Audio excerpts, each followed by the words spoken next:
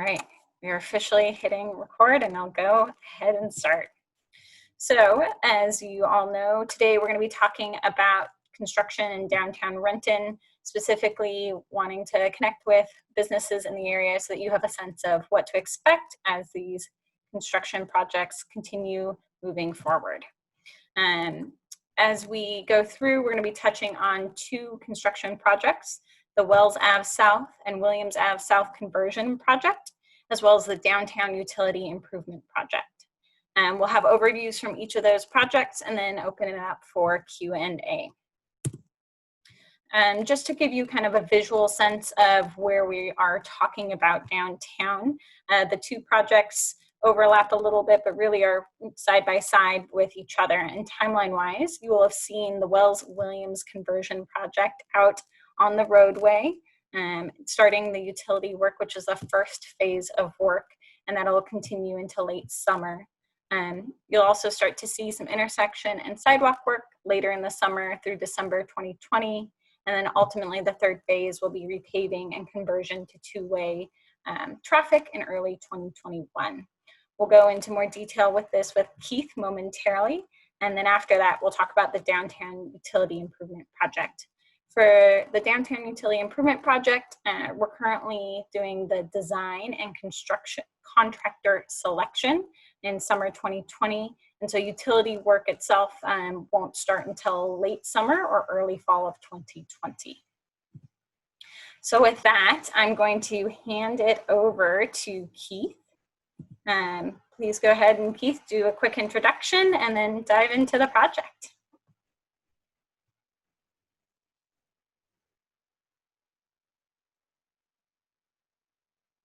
Okay, my name's Keith Woolley.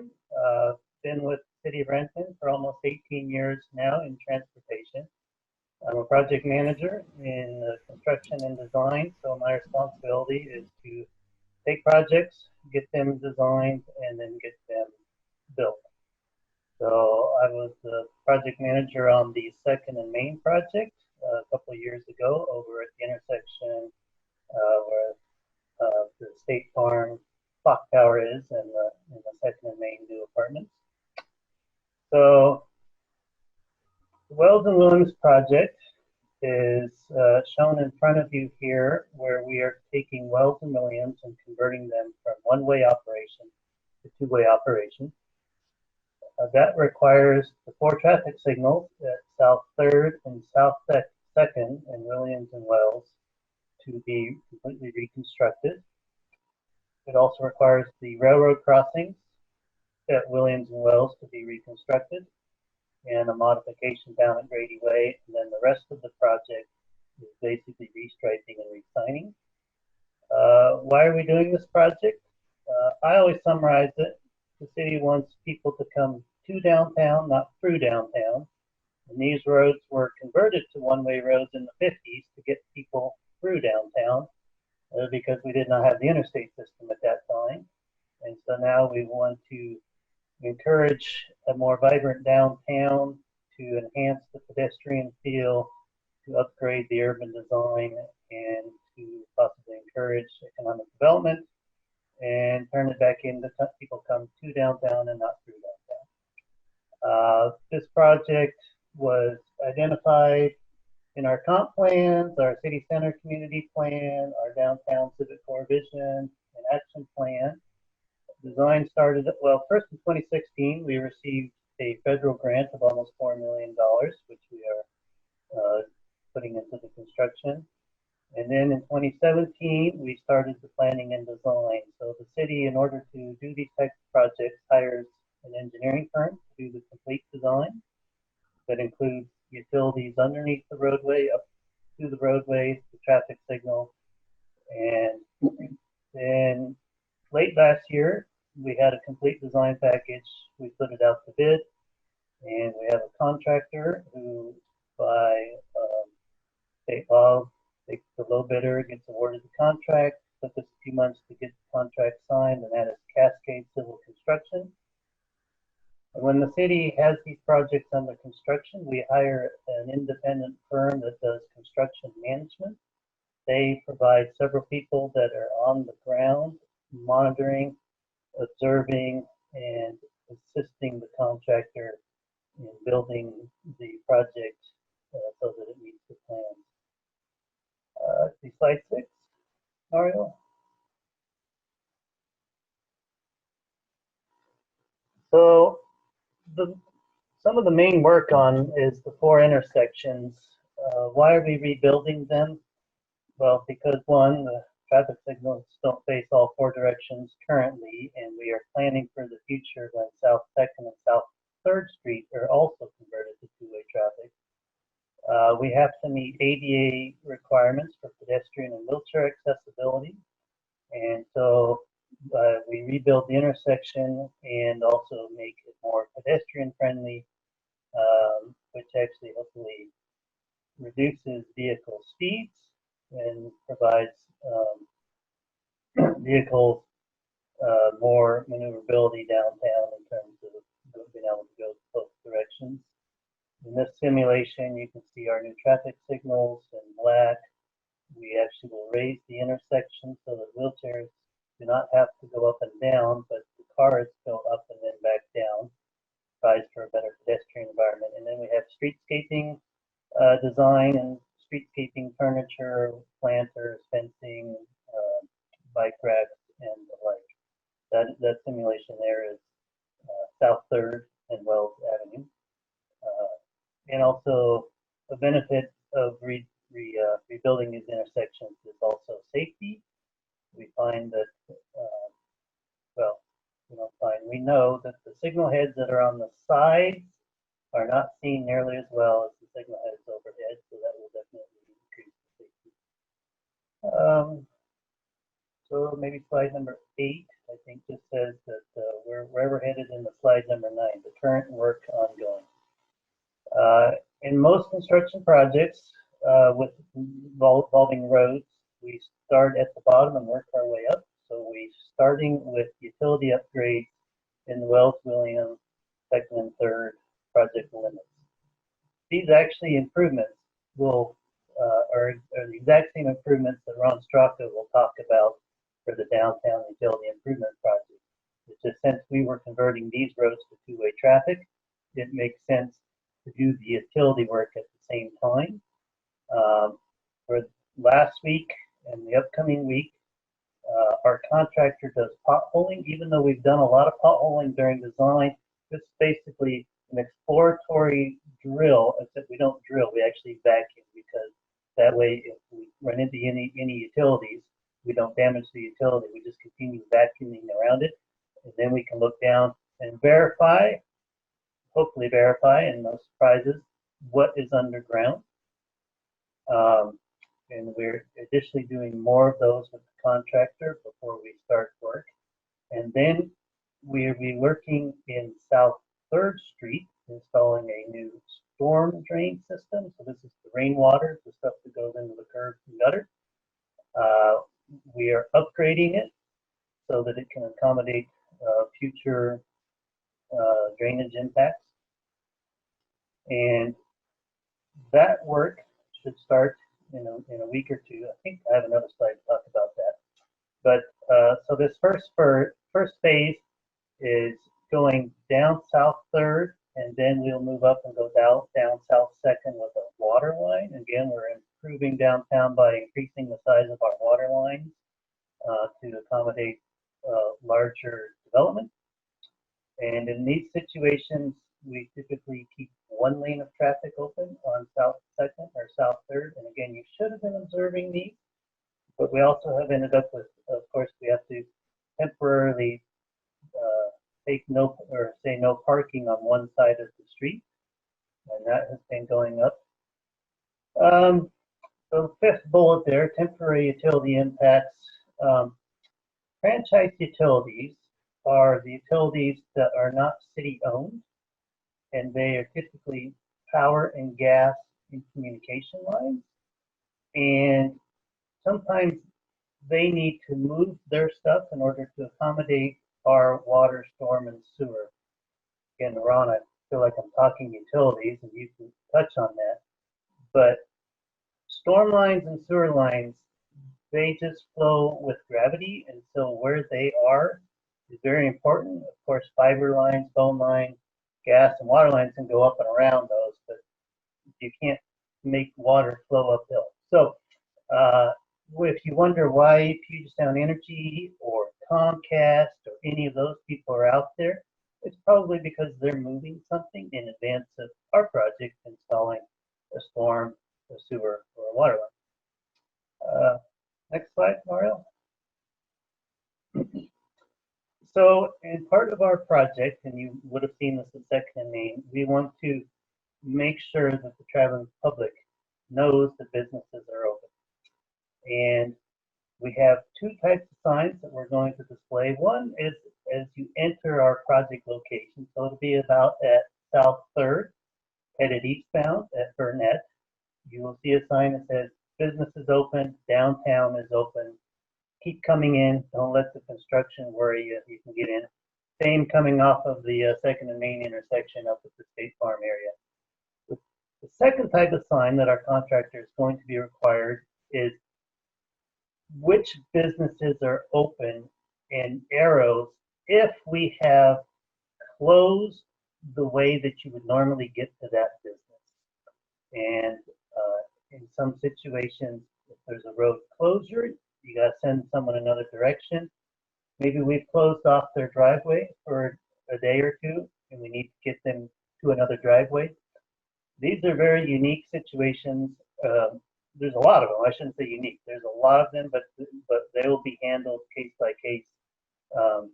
Not in this first phase when we're just working up South 2nd and South 3rd, except for there's a couple driveways on South 2nd Street near the bank where we may have to direct people to a different direction. So these signs are not intended to just list every business that is in the area. It's specifically if someone is looking for a business and realizes I can't get there where I thought I could. So you'll see those signs and we'll coordinate with you all. Next slide.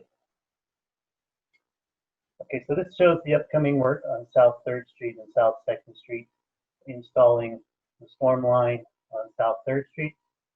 We will be starting at Burnett Avenue in just over a week, and we'll be heading eastbound, and we'll be working one block at a time. And the parking on the north side of South 3rd Street will be impacted. And we'll be putting up no parking signs only right before we move through that block. Excuse me. Up at South 2nd Street, oops, sorry, we'll be doing a water line, and I don't know which direction we'll be working with, because that's in a few weeks still. And there's not as much on street parking on South 2nd, but we will likely impact the parking on the south side between Williams and Burnett. And Puget Sound Energy is getting close to having all, they had to relocate a gas line in several locations. They have to relocate a power line. Zayo is a and Comcast will both be relocating fiber lines, and CenturyLink has some fiber lines also out there that we are working on. Okay, next slide. There's many laws covering how we do our work out there, from wearing hard hats to steel-toed boots to orange vests and yellow vests. Another one that's been put on top of us, as you all are aware, are the COVID-19 requirements, and the governor had, I think, a 3-page. That was one of the first things that he opened a couple weeks ago, is construction in general. Prior to that, he had declared that construction of public projects were essential and could move forward. And so that is why we moved forward. And then, sorry, that's my home phone. Welcome to my home. Apologies. Then just last week, they came out with some specific COVID-19 requirements that our contractor is adhering to, and also requiring all of his subcontractors to obey. Next slide. And then one more. So the work that I just described in South 2nd and South 3rd, the utility work, should wrap up mid to late summer. And then we really start focusing on the 4 intersections. We intend to rebuild the corners, the sidewalk on each of the 4 corners first. And so when a corner is being reconstructed, we will have to route pedestrians possibly around that corner, and we will work with whichever businesses are on those corners to determine when is the best and worst time to impact their business, and ideally, when can we get the work done while they are closed. After we do, so that adds up to 16 corners, then we actually need to do that concrete in the middle of the intersection. And that requires first tearing out the pavement that is there. You have to go down a few feet and rebuild it so you have a nice good base for your concrete. The proposal is to do the intersections on South 2nd Street a half at a time, so the traffic would always flow on South 2nd Street. And the proposal on South 3rd Street is to completely close the intersection and get it done as quickly as we can, rip out the pavement and pour it back in. You can see the asterisk on this slide says pending approval from City Council and community input. So that's just the proposal right now. We are anticipating another open house in June, whether it be virtual or adjacent to the farmers market and the pavilion. That's still to be determined. At that point is when we will be prepared to really talk about this impactful work that would go from late summer, fall through the end of the year. That doesn't mean each intersection is going to be impacted for 4 months. We're looking at 7 days at each intersection. Work in the middle of the intersection. The corners would all be happening before those 7 days. We will, before we go to council, we'll be contacting businesses that will be directly impacted by these that work at these 4 intersections. That might be, so I'll turn it over to Ron, I believe, Mario. Thank you, Keith. Thank you, Keith. And thank you, everyone, for joining us today. It's our pleasure to be here to talk to you about these 2 very important public works projects for the city of Renton. And the whole idea, as Keith mentioned before, we're making these improvements to help revitalize the downtown. There's a later series of projects in terms of converting 2nd and 3rd into 2-way traffic and from 1-way traffic as well. So as part of our overall city effort, and especially within our public works department, is we want to make our infrastructure improvements in a coordinated way. So the utilities division at the city of Renton has embarked on this effort to look at all our utility systems in the downtown and 2nd and 3rd and the cross streets. And the slide you have before you shows where we have the different improvements plan. That shows the water, sewer, and storm improvements that we're going to make in the downtown. The utility improvements that Keith talked about that are being done as part of the Wells-Williams project were developed by us as well, and we've added it to the transportation contract so it all could be done as one project. And what you see on our slide here is the 2nd phase of our utility improvements that will be starting later this year for the project. So basically we're completing our design of these improvements. We're still at 90% design. We're trying to finalize our construction plans and construction contract documents. But our plan is to improve all our utility infrastructure that's deficient down there. As you know, the downtown's an older part of the city. We have a lot of old infrastructure that's nearing the end of its useful life, and we want to replace it before it does fail. And then we also have some of our infrastructure isn't adequately sized to serve the land use types that we have, the level of development we have, especially on the water supply system, in order to make sure we provide sufficient fire flow for existing buildings and new buildings that are constructed down there to protect them from fires. And so it's a combination of our need to improve the utilities, get the improvements done to support the revitalization, and do it in coordination with the other projects like the Wells-Williams project and the future projects that will be happening.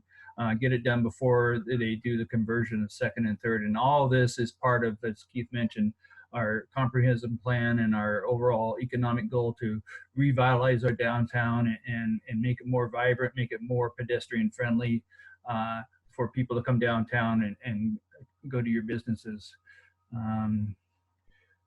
The project is, consists of installing lots of pipe. We have 5,600 linear feet of new storm pipe, 8,000 feet of cured in place sewer main and new and cured in place sewer main, and 3,000 linear feet of new water main. So this is a very large utility project, the largest utility project we've ever embarked on at the city. I've been with the city for almost 31 years now, and we've never had this large of a project in ever since my 30 years here. So why don't you go ahead to the next slide, I think.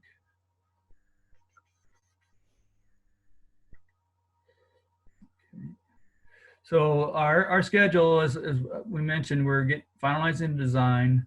We plan on going out to bid middle of the summer and awarding the contract in the late summer and starting construction in early September, mid-September, hopefully, is our plan to start construction on the project.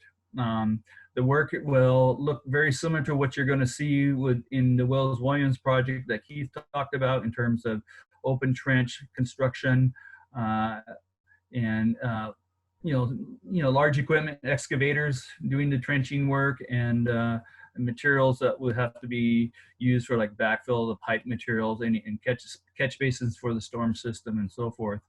There will be, obviously disruptions to traffic. Our hope is to try to keep it so we can keep one lane open at all times.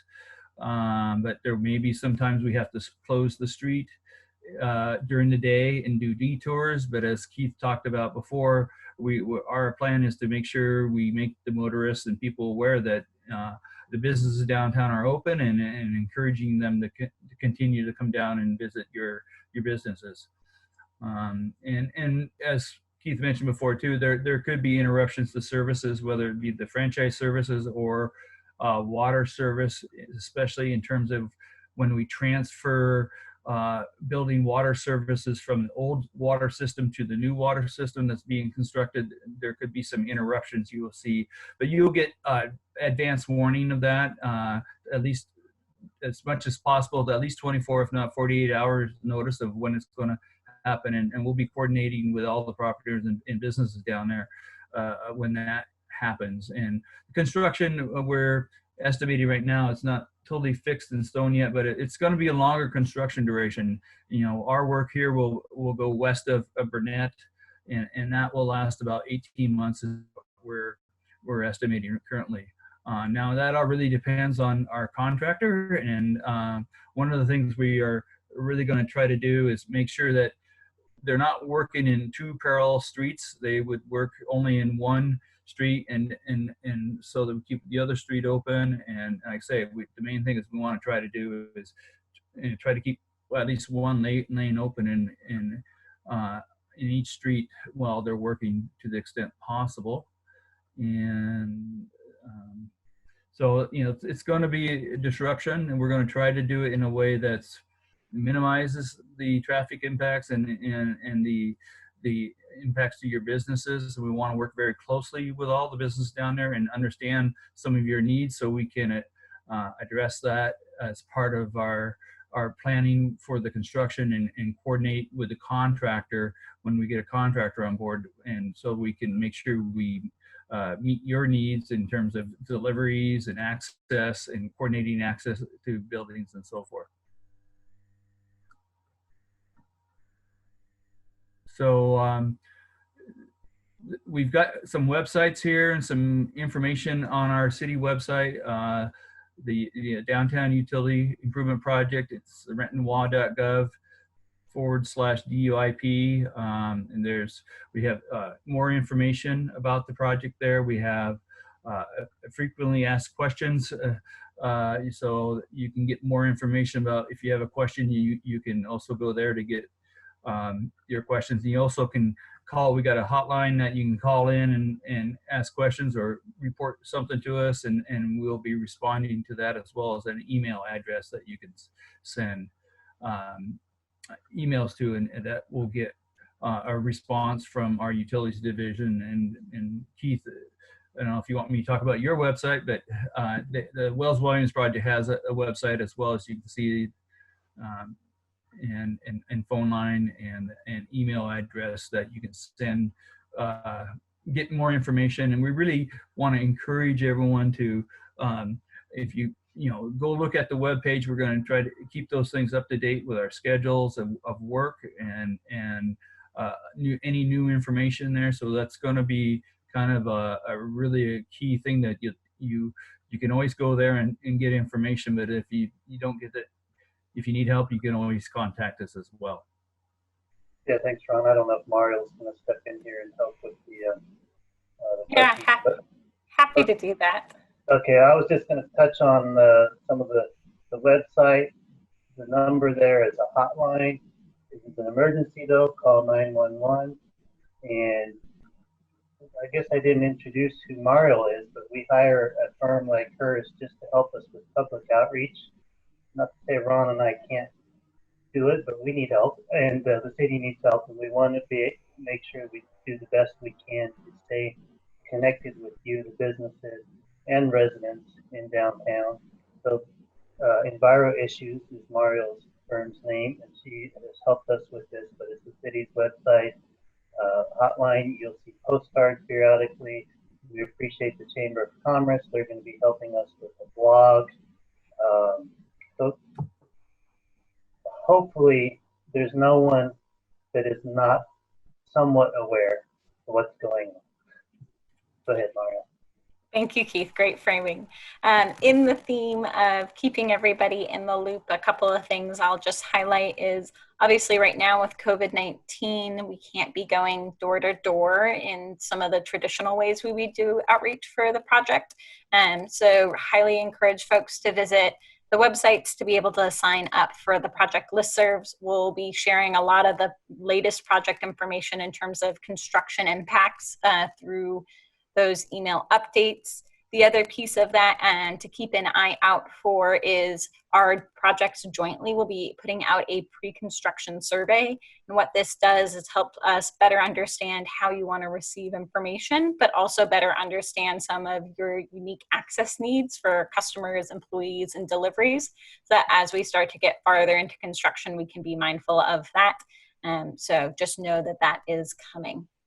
Mario, I was going to say, back in January or February, Jesse and I met with Diane Dobson there at the Chambers. We had this wonderful idea. As soon as construction started, we'd have a drop-in coffee hour at the Chamber of Commerce building. Anybody could just wander in and talk to us about what was happening. That's what this virtual thing is replacing. Yes, and the other piece, just kind of foreshadowing some other opportunities where you'll get updates for the later work in more detail, and also an opportunity to weigh in on that intersection work, is the first week of June. We're anticipating having an open house. So once those details are finalized in terms of date, we'll get all of that information out, but just kind of giving you guys a foreshadowing of what to expect. But with that, we can shift into Q&A.